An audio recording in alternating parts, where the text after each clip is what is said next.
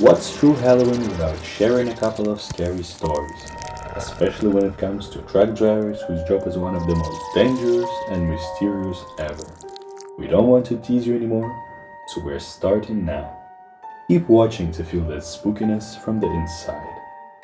I've been working as a truck driver for my whole life, and most of my night shifts were quite ordinary, except for the one until now, and it still gives me chills. This happened in the 90s, not very safe times.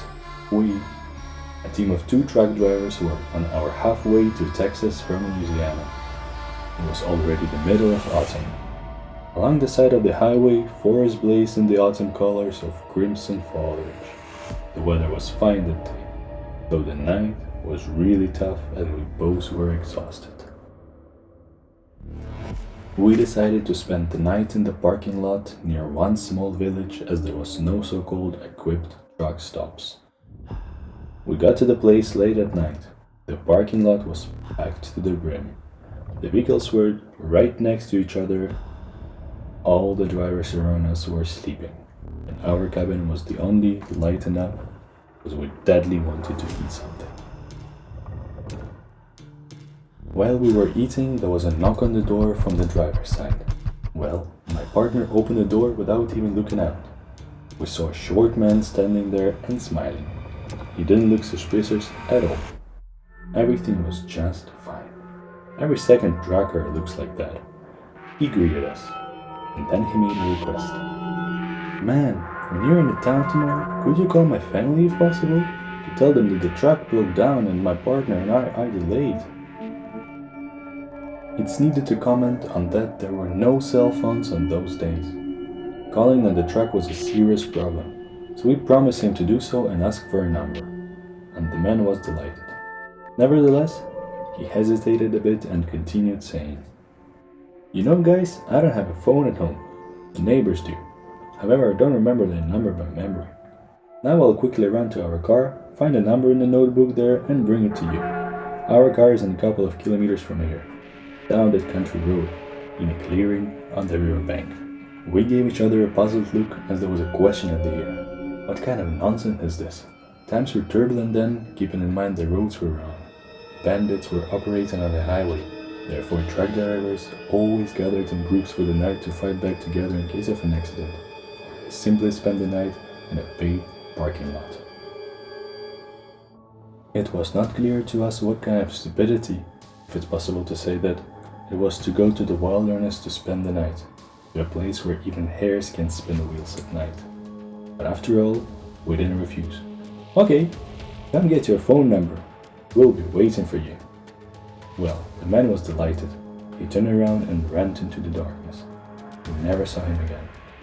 Honestly, we waited for his return probably about an hour. Then we gave up on him and went to bed. We woke up early in the morning because we had to go while the roads are not clogged with traffic jams. The morning was crisp and cool. We washed up, went to the cafe at the parking lot to have some breakfast with hot food and coffee to cheer up. And at the cafe we decided to tell an aunt saleswoman about an unusual night guest. She was extremely excited. Brown eyes stared at us, and he said, "This man has been coming up to driver's parking lot at night with this request for more than a week. And once he even came to the cafe in the middle of the night. However, then there was my coworker instead of me. No one has ever refused his request, and after that, he just ran away joyfully for the number but doesn't return. And then he comes to the next one, 2 other drivers." She also added that a few days later, drivers in the parking lot began to be surprised and even laugh. "What kind of fun did the man come up for himself?"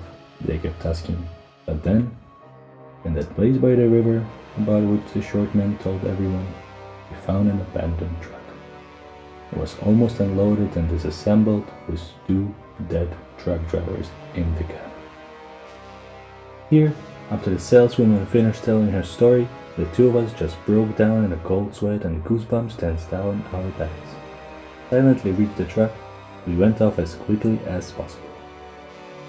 This event was not discussed because it is not customary to talk about such things on the road, as it is a bad omen, and as a freight forwarder, I didn't see the driver I worked with anymore. The details of the crime are unknown to me, I can only guess how it happened.